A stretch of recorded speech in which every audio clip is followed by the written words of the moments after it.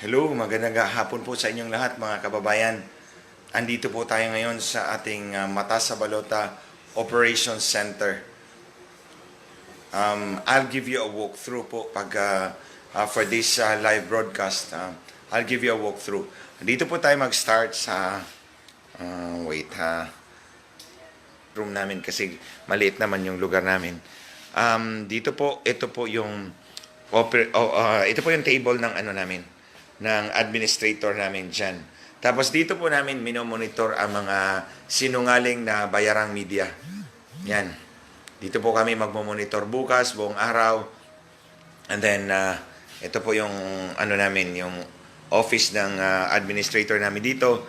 And then, itong mga apat na computers na to, itong mga apat na workstations na to, ito naman for Luzon, ito for Visayas, this one's for Mindanao, and this one for NCR. Ito po yung para sa exit poll po natin.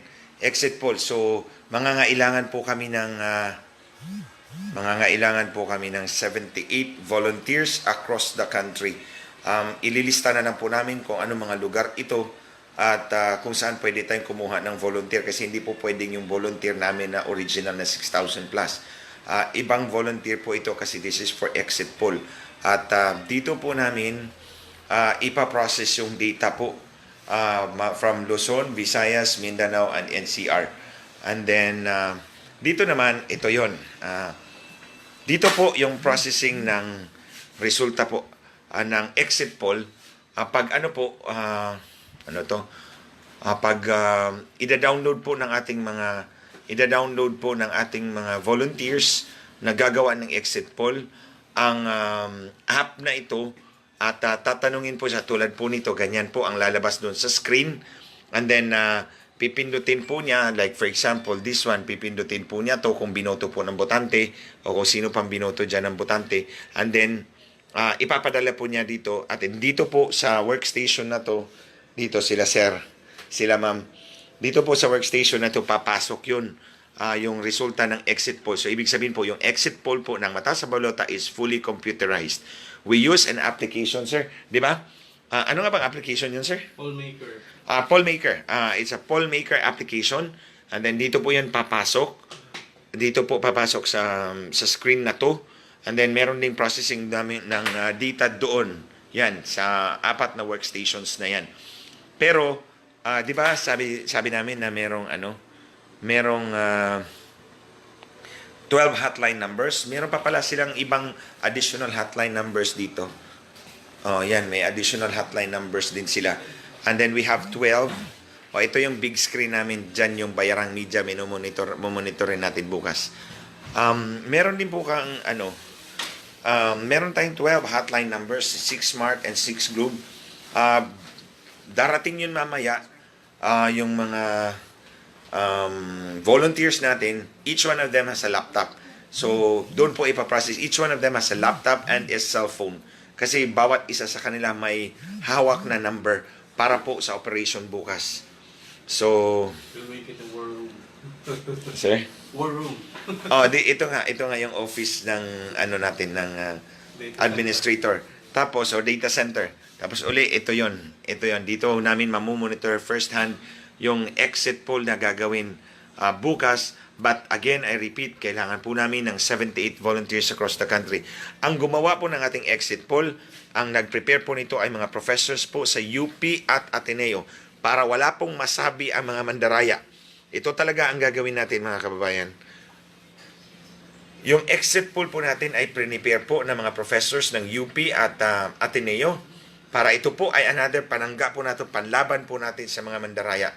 Kung anong ilalabas ng mainstream media, at least ready po tayo. Statistically defensible po yung exit poll natin. Gumagamit po tayo ng computerized system. At ito na po, andito yung bagong newscaster naming dalawa.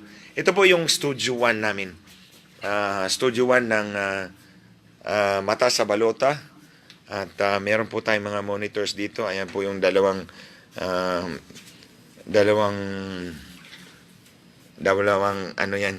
pang-display lang yan. Tapos ito naman po yung dalawa pong pang-display din sa Studio 2. Ito po yung studio namin. So we have 2 studios here sa Mata sa Balota. Then, pangdalo. Ano pa lang to, sir, di ba? Broadcast studio. Ito yung, ano yan, parang news center. Yeah. Di ba?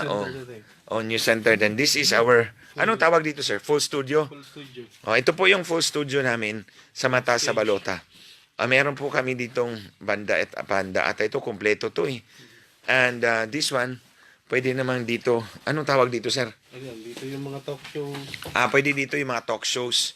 Pwede dito mag-host ng talk shows. Since This naka-chroma naka-chroma po ito. Then the whole room can be used for chroma. Yung chroma technology, sir, di ba? Ito yung control room ng ano. Ayan si sir. Ito yung control room ng buong room. Buong room po ito na naka-chroma. Ayan. So pwede po, this is full studio. Pwede for recording purposes, sir, di ba? Pwede din ito mag-recording dito. Yung And Mata then, sa Balota MTV, dito lang lahat. yung Mata sa Balota na MTV, dito lang ginawa lahat. Okay. And ito po, dito po, pwede po nating kung matapang po itong chairman ng COMELEC, pwede nating paupuin po dyan. O hinahamon ko yung COMELEC chairman, yung chairman ng PPCRB at yung sa Smartmatic, silang tatlo dyan. Ihilera natin yan sila dyan. Tatanungin natin, tingnan natin kung may sapat na tapang yung mga taong ito. Ito po, sir, ma'am, this is fully air-conditioned. Pinahiram po sa amin ito para po magamit po para mabantayan po natin ang dayaan ng itong sindikatong COMELEC at Smartmatic. Sir, ito yung mga codes, sir, di ba? Yep. Actually po, this is only preliminary. Yung volunteer po natin, yung magbo-volunteer po na maggagawa ng exit poll, we only need 78 brave souls. We only need 78 brave souls. Papadalhan po namin sila ng app, yung pollmaker. And then, meron po silang listahan ng mga codes. Bawat isang code ay isang respondent po. Di ba siya tama? Yep. Bawat isang code ay isang respondent. So, hindi ka po pwedeng lumagpas sa code na binigay sa'yo. Para po scientific po talaga. Yes, opo. Para po scientific po talaga yung ano natin. Scientific po talaga yung exit poll natin. At ito po yung pangontra po dito sa mga mandaraya. Especially pag gumamit po sila ng mainstream media.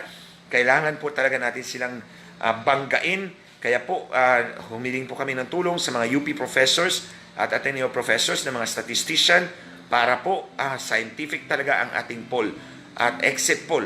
Ito ay isa sa nabisang paraan para mabuking po natin ang kanilang dayaan.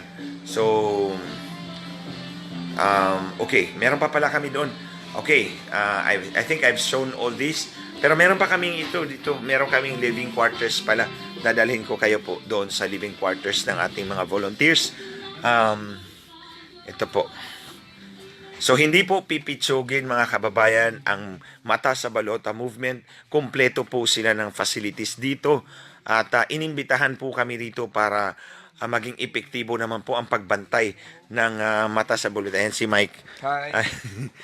Ayan si Sir. Sir, say hi, sir. Hi! Opo. Umalis na po ako doon sa lugar kasi poor wireless connectivity pala doon.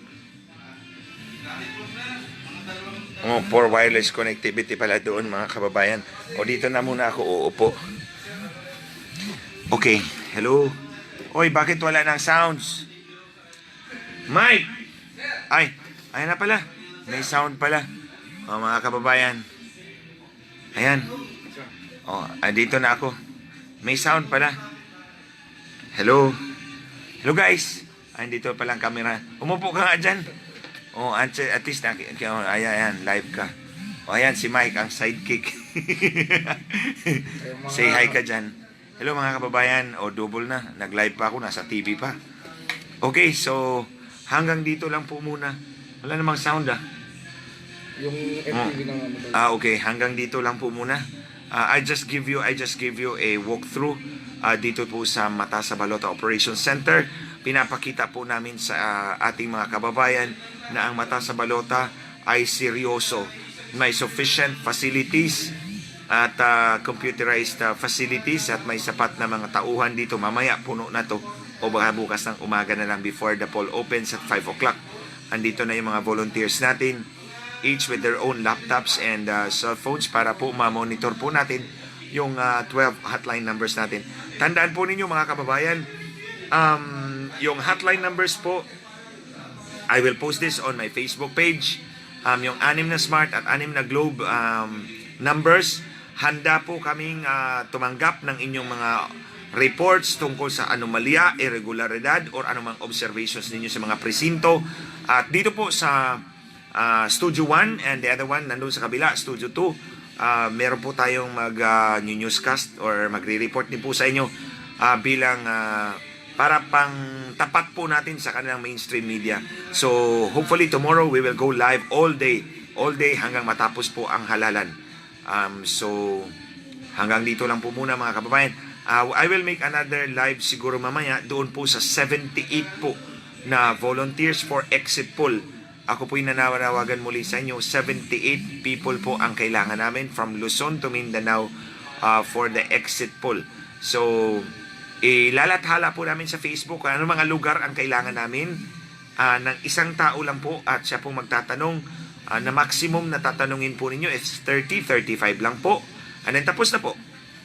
Tuturuan i-email namin sa inyo or messenger namin sa inyo instructions kung paano gawin ito. Madali lang po. At yung application software na gagamitin ninyo para mapadala po ninyong resulta sa amin. And these are verified kasi meron po siyang individual codes for each respondent.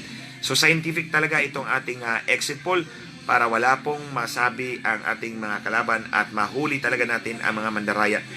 So we will do our best na we will be able to address all your questions bukas at magtulong-tulungan po tayo mga kababayan. So hanggang dito lang po muna.